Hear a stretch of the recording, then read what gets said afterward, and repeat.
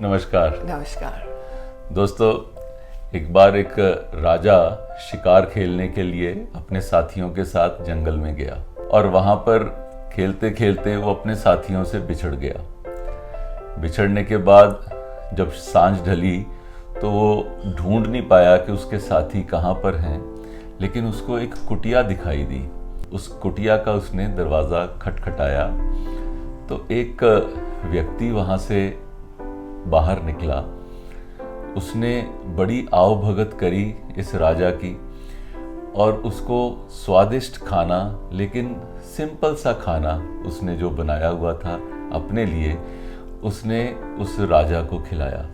अपना ही बिस्तर उसको आराम करने के लिए भी उसने दे दिया और राजा खाना खा के आराम से उस बिस्तर पे सो गया। जब सुबह हुई तो राजा उठा तो उसने उठकर उस व्यक्ति का धन्यवाद किया और बताया कि मैं यहाँ का राजा हूँ।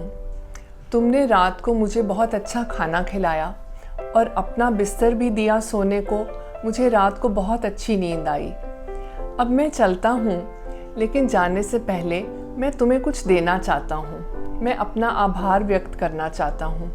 मैं क्या दूँ तुम्हें? तुम्हें किस चीज़ की आवश्यकता है?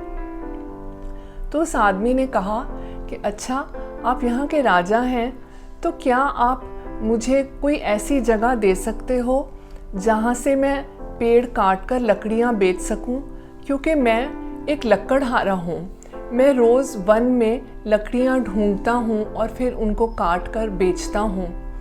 तो राजा ने कहा कि अच्छा, तुम मेरे साथ चलो। राजा ने उसका हाथ पकड़ा और दोनों जने एक और वन के पास गए। राजा ने उसे बोला कि आज से ये वन तुम्हारा हुआ। इसकी लकड़ी को तुम जैसे चाहो वैसे इसका उपयोग करो। ये कहकर राजा वहाँ से चले गया। अब लकड़हारा बड़ा खुश हुआ कि इतना बड़ा वन अब उसको लकड़ियों के लिए मिल गया है, लेकिन बड़ी बड़ी लकड़ी काट कर शहर ले जाने की बजाय उसने सोचा कि लकड़ियों को मैं काट के इसका कोयला बना के मैं शहर में ले जाकर उसको बेचता हूँ। तो ऐसा ही उसने उस वन के अंदर रोज सुबह लकड़ियाँ काटनी, उसको जलाना, उसका कोयला बनाना और शहर जाके उसको बेचता था। इस तरीके से वो अपना निर्वाह कर रहा था। कई मास ऐसे ही बीत गए, लेकिन जब मॉनसून का समय आया तो इतनी बारिश की वजह से वो लकड़ियाँ काट कर भी उनको जला नहीं पा रहा था। तो उसने सोचा कि चलो आज मैं लकड़ियों को ही लेकर मैं शहर ले जाता हूँ और ऐसे ही उनको बेच देता हूँ। जब वो लकड़ियाँ लेकर शहर की मार्केट में पहुँचा तो जो लकड़ियाँ उसने बेचने के लिए खरीदार के सामने रखी, तो उसको खरीदार ने सारी लकड़ियाँ खरीद ली, लेकिन उसको जो मूल्य दिया, जो पहले जो कोयला खरीदता था उससे 100 गुना ज़्यादा उसको उसका मूल्य दिया। अब ये लकड़हारा भी बड़ा हैरान हुआ कि पहले तो मैं इतनी मेहनत करके कोयला बनाकर लाता था और आज ये लकड़ियाँ, और वो भी जो गीली लकड़ियाँ हैं, उसका ये मेरे को 100 गुना उसका मेहनताना दे रहा है। वो बड़ा हैरान हुआ और सोच में पड़ गया।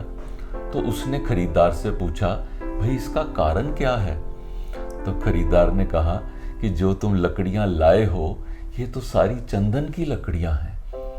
वो सुनकर लकड़हारा बहुत हैरान हुआ। वो इतने माह तक चंदन की लकड़ियों को जलाकर कोयला बना रहा था और उसको लाके बेच रहा था। वो इस सोच में ही डूबा हुआ कि मैंने ये इतने दिन ये क्या काम किया।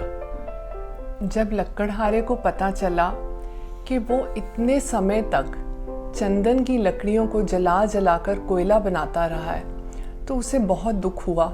उसको आत्मग्लानि हुई कि ये मैंने क्या किया। अगर मुझे पहले ही पता चल जाता कि ये लकड़ी चंदन की है और मैं इसको इसी रूप में बेचता, तो आज तो मैं बहुत अमीर होता, लेकिन मैंने सब कुछ जला के राख कर दिया। जो ये रियलाइजेशन उसको आज हुई, अगर ये रियलाइजेशन पहले हो जाती तो उसकी ज़िंदगी बदल जाती। और ठीक ऐसे ही हम लोग भी कई बारी ज़िंदगी की बात को रियलाइज़ करने में बहुत देर कर देते हैं। हमारा शरीर भी इस चंदन की लकड़ी के समान है और इसको हम कोयला समझकर जला रहे हैं। हमें सोचना चाहिए कि ये मनुष्य शरीर बहुत मुश्किल से मिलता है और इसको हमें किस तरह से यूज़ करना चाहिए। जो हमें लाइफ भगवान ने दी है उसको हमें किन कामों में लगाना चाहिए, ये सब हमें एक सोचने का विषय है। भगवान बाबा कहते हैं कि time waste is life waste. कुछ नहीं पता कि ज़िंदगी कब ख़त्म हो जाए, इसलिए हमें टाइम को वेस्ट नहीं करना चाहिए। अगर आप भी सनरेज की इस कहानी से ये सीखते हैं कि अपने टाइम को वेस्ट ना करें और अपनी लाइफ को सार्थक बनाएं, तो सनरेज की टीम को लगेगा कि हमारा प्रयास सफल हुआ। धन्यवाद। अगर आपने हमारे वीडियोस नहीं देखे हैं तो नीचे दिए गए किसी भी लिंक पर क्लिक करें और लॉग इन करें।